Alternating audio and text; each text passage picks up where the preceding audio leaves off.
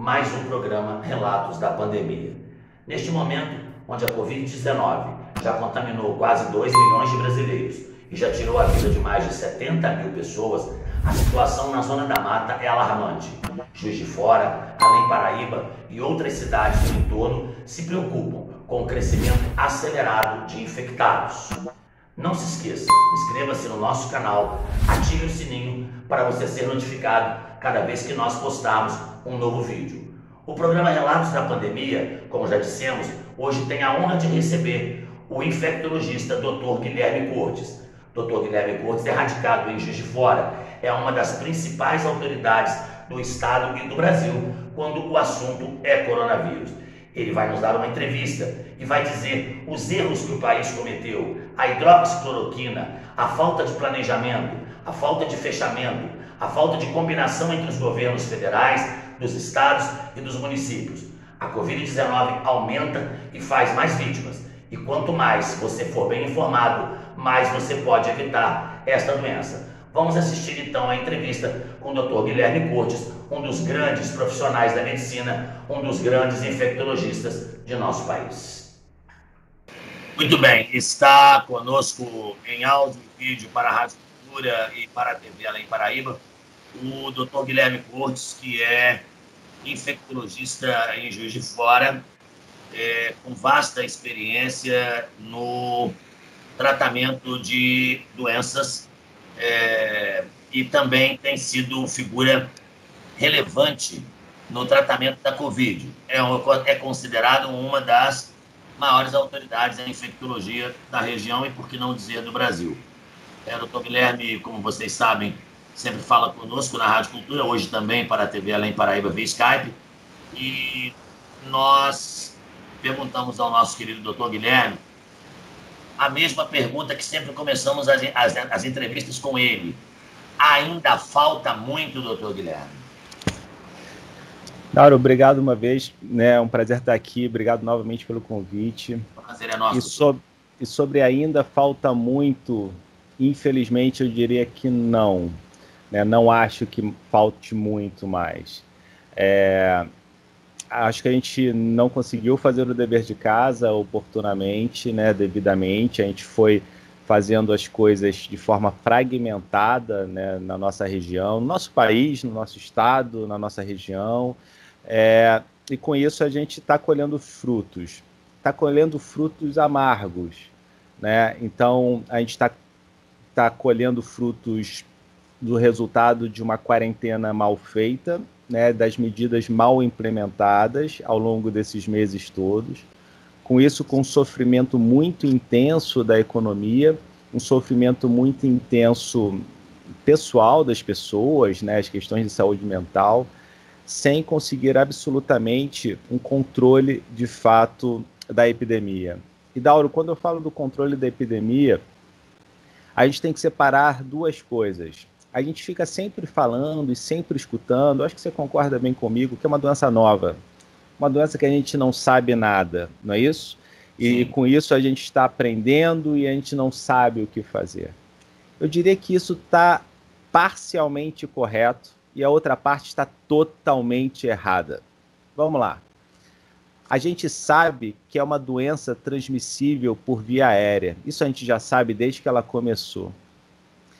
E a gente já sabe há décadas como controlar surtos e epidemias de doenças transmitidas por via aérea, seja por sarampo, seja influenza, seja aquele primeiro SARS de 2003, seja tuberculose, seja o SARS-CoV-2 que causou Covid. Portanto, saber controlar a epidemia, a gente sabe. As pessoas que estudam epidemiologia de doenças infecciosas, né, sabe muito bem como se controla essa epidemia. Isso foi feito em alguns países do mundo, como Nova Zelândia, como Portugal, como Alemanha, como Coreia do Sul. Isso não foi feito aqui. A gente falhou em fazer esta cartilha, de fazer a cartilha, né, de seguir como a gente sabe há décadas como se controla uma doença, né, infecciosa de transmissão aérea. Isso a gente não fez direito. A gente se perdeu né, absolutamente em discursos e ações fragmentadas, e com isso a gente não conseguiu consolidar o que a gente sabia. O que a gente não sabe, de fato, é como tratar, né, um remédio, um antiviral. A gente ainda não tem uma vacina, mas essas são particularidades específicas, entendeu, do que a gente não sabe do SARS-CoV-2. Porém, a gente sabia como controlar essa epidemia. Era só uma questão de implementar essas técnicas. E a gente não fez isso no Brasil. Doutor Guilherme, vacina. Eu falei com vários infectologistas, com pneumologistas, com a doutora Margarete Dalcomo, com tantas pessoas. É impressionante, e o senhor sabe disso, que o senhor foi um dos médicos que acompanhou a doença de minha mãe em Juiz de Fora, e acompanhou minha irmã também.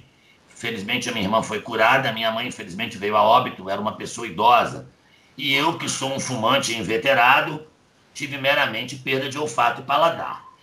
Então a doença ela se mostra muito imprevisível no sentido da evolução. A minha mãe, por exemplo, chegou num dia, 2 dias desceu para a UTI, no terceiro dia ela foi entubada e não saiu mais. A minha irmã foi desenvolvendo mais lentamente os sintomas até que teve de ser hospitalizada. Eu, felizmente, não tive nada mais sério. Aí, por conta de todas essas variantes da doença, as pessoas dizem, somente quando a vacina surgir, teremos isso controlado. Tedros Adhanom, o chairman da Organização Mundial de Saúde, afirmou hoje que não haverá erradicação do vírus, que o vírus não será erradicado, como, por exemplo, foi erradicado no Brasil o vírus da poliomielite, da paralisia infantil. Essas vacinas, o senhor acha que elas terão uma eficácia para que pelo menos a população tenha pouco mais de tranquilidade, como tem com a vacina do H1N1? Sim. Então, a expectativa da intervenção de vacina é um controle simples de saúde pública, né? Então, a partir do momento que a gente desenvolve essa vacina, que a gente garante acesso a essa vacina, que as pessoas possam, né, ser vacinadas, né, que existe disponibilidade num custo baixo, num custo acessível pelo nosso sistema público de saúde, enfim, que alcance toda a população, é uma maneira simples, né, da gente conferir imunidade e proteção para as pessoas. Então, certamente essa é a maneira ideal de controlar uma doença dessas, né? Então, é tendo uma vacina.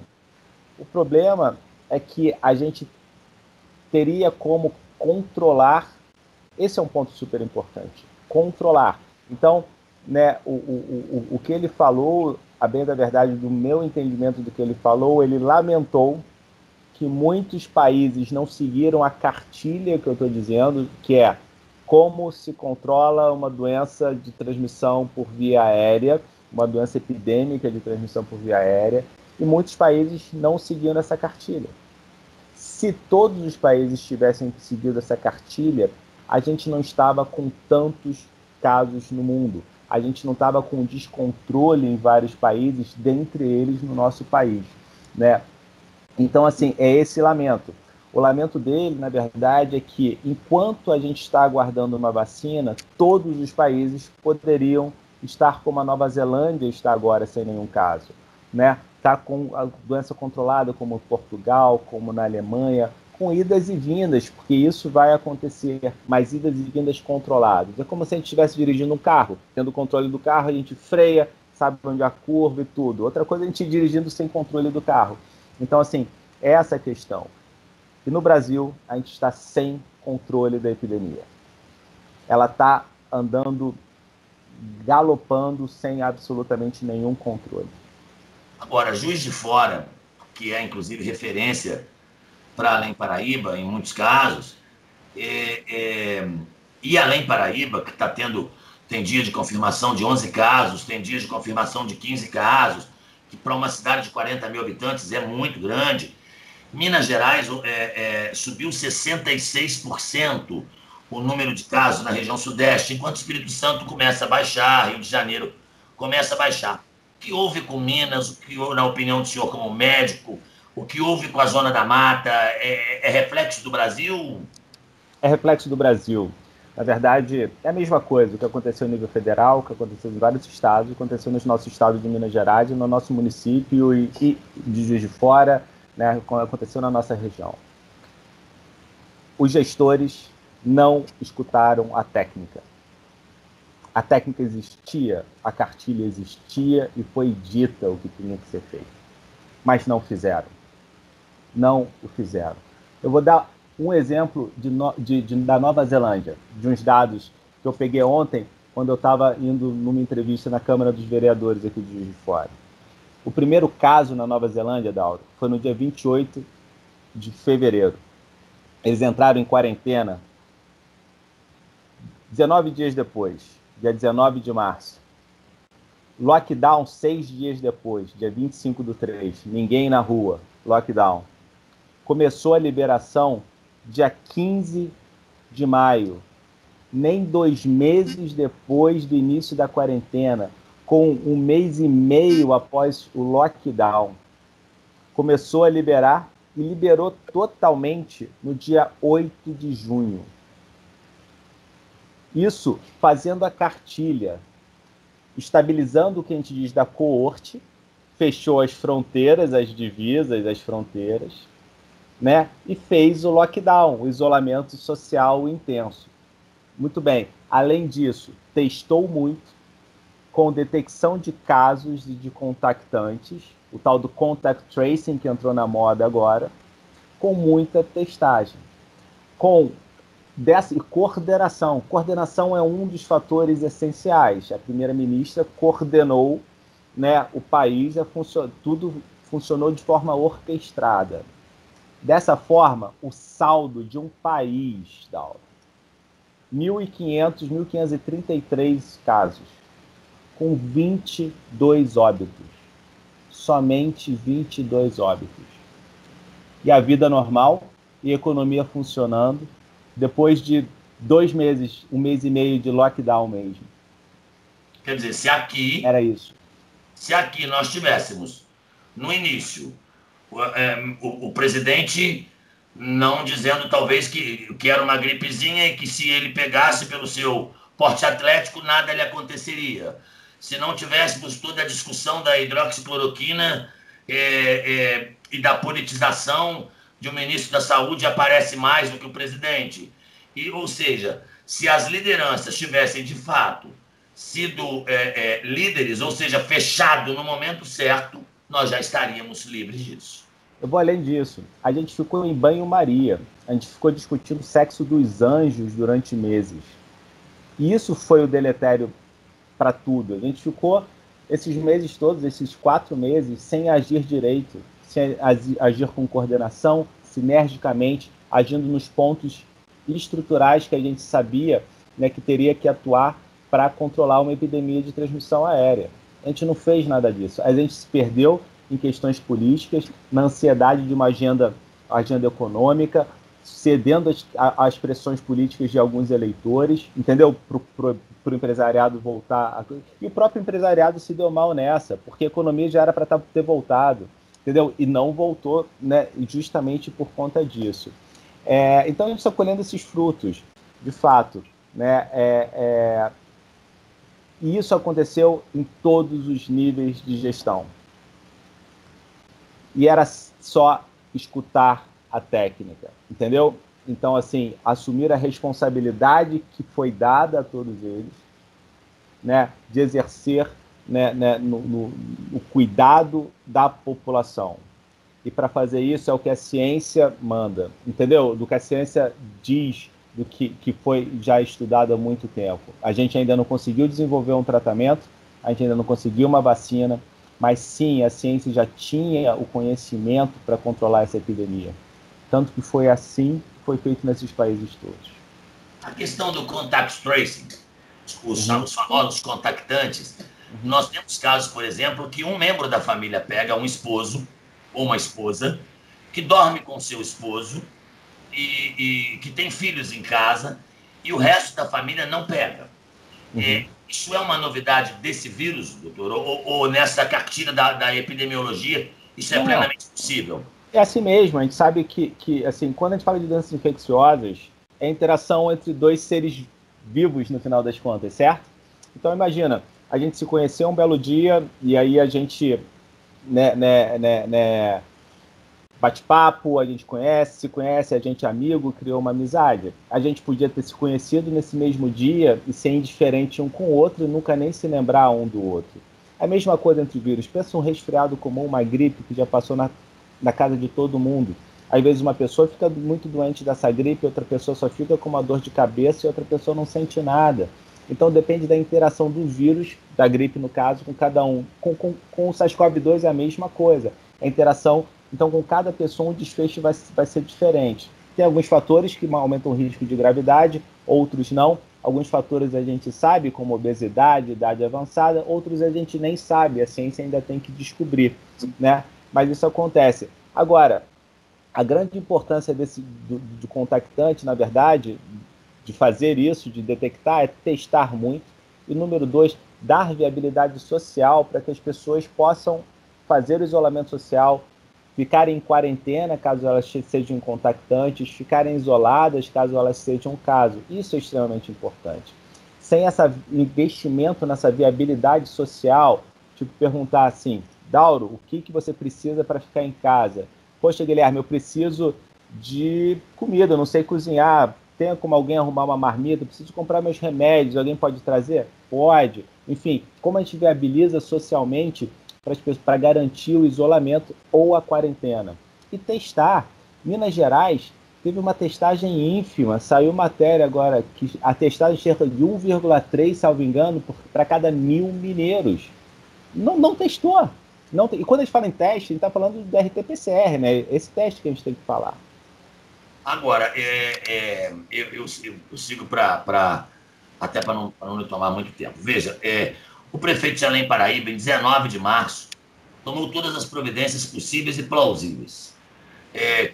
Por último, foi a criação de uma unidade básica do Covid, onde está se fazendo exames, triagem e testes, e dali encaminhando para o hospital, para que não sobrecarregue o hospital, que também está fazendo um bom trabalho. E nós temos percebido aqui em Além Paraíba que as pessoas, elas estão, algumas delas, com medo, porque o prefeito tem recomendado, apelado, que nos primeiros sintomas de síndrome gripal, procure a unidade Covid, procure o hospital para ser tratado. E a gente nota que as pessoas estão deixando isso se arrastar muito, chegar já em uma situação um pouco mais avançada. Como é que o senhor vê isso? Tem que procurar no começo? Tem que procurar.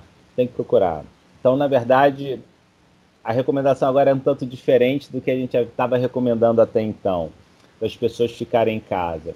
Então, agora que a gente está entendendo mais clinicamente da doença, a gente vê como é importante determinada monitorização clínica para saber qual é o momento certo, né, para a pessoa ir no hospital.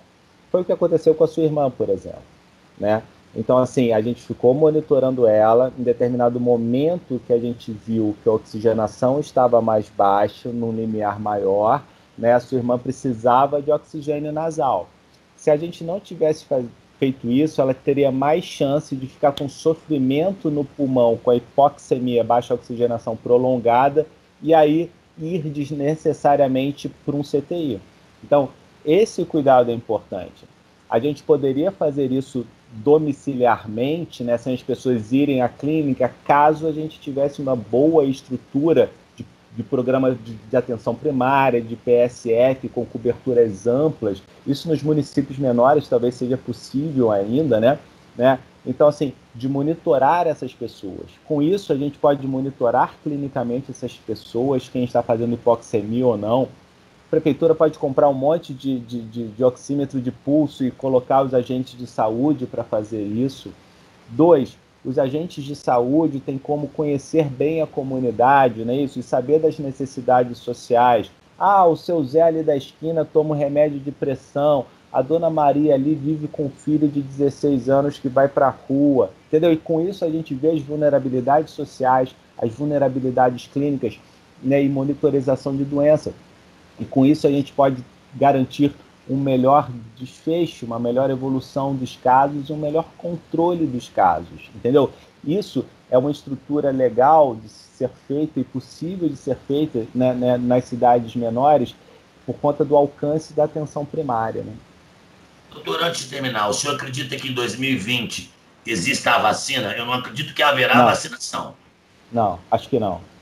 Assim, assim, claro, a gente tem que tá otimista, tá com fé, tem muita gente boa, o mundo inteiro, uma coalizão muito legal, assim, né, para o desenvolvimento da vacina, por várias técnicas diferentes. Eu acredito que seja possível, né? Eu acho só pouco provável em tão pouco tempo, né? Mas mesmo sendo desenvolvida, acesso a essa vacina, né, chegar à população nesse ano, não. Então, para encerrar, a polêmica de sempre. Hidroxicloroquina. Uns dizem água benta, outros dizem resolve, outros dizem não resolve. Dá corticoide? Não dá corticoide. Agora já dá dexametasona. Afinal de contas, a tão falada cloroquina, como infectologista, o que você acha? Eu acho que é um bezerro de ouro. É um bezerro de ouro.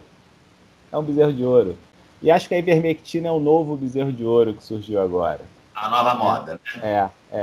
Então, assim, a gente, numa situação dessa, ter que adequar medicamentos já existentes, que talvez tenham alguma evidência in vitro, e testá-los, né, em vivo contra a nova doença, está certo cientificamente.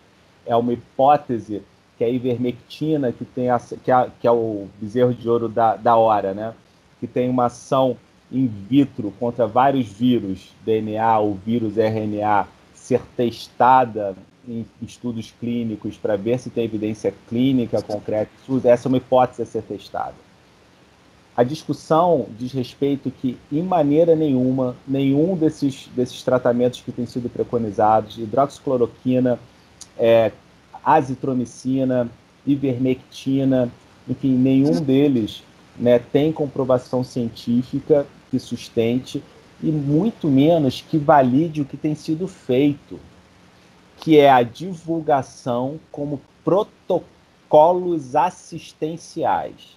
Até onde eu sei, é vetado a nós médicos pelo Conselho de Medicina de divulgar como protocolos médicos, de recomendar terapias que não tenham evidência científica concreta.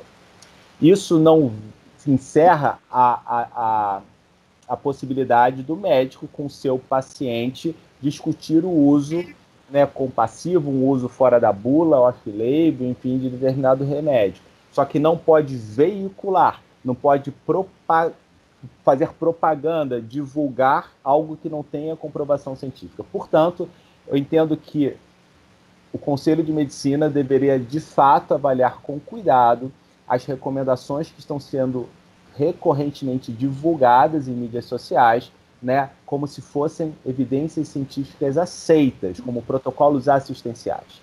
Todos poderiam fazer parte, todos esses medicamentos, de protocolos de pesquisa, tá bom? Mas não assistenciais. Bom, eu quero agradecer ao senhor. O senhor acha que nós teremos aí mais alguns meses ainda duros, ou o senhor acha que a gente entra na famosa curva descendente por aí? Não, a gente está na ascendente. Eu digo que diria que a gente está no início da curva ascendente, a gente ainda não entrou na progressão geométrica da curva, mas a gente está nessa de banho-maria, né? E acho que em algum momento os gestores deveriam, de fato, né, entender que é preciso parar, que a gente ficou em banho-maria, não assou, né, perdeu tempo, né, nesses meses, mas que agora tem que agir. E essa ação é a intensificação, né, do isolamento social, é progredir para lockdown, organizar a casa com lockdown, controlar a curva epidêmica, conquistar a descendência de casos, que até agora, se a gente pegar qualquer gráfico da região, dos nossos municípios, ou do estado ou do país, é só ascensão.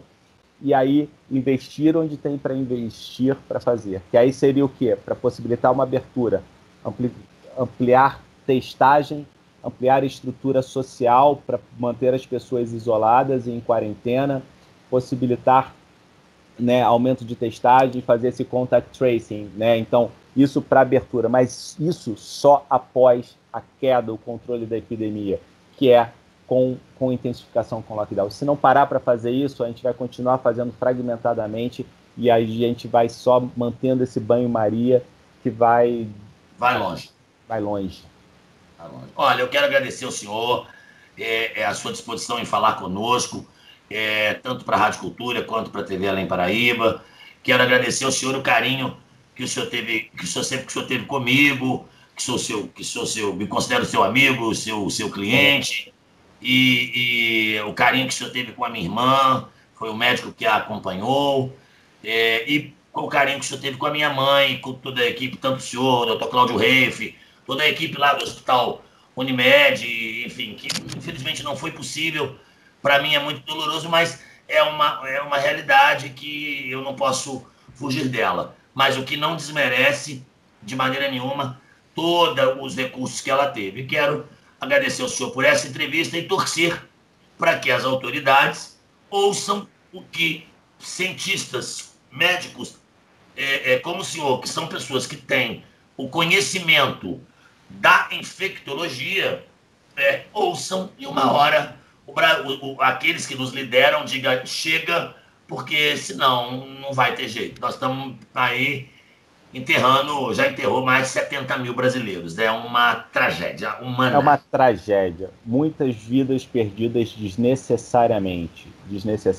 Outro dia eu escutei, né, de um político, como se uma entrevista minha tivesse sido um ato político. A minha resposta foi a seguinte, Dauro. A minha entrevista não tinha sido um ato político.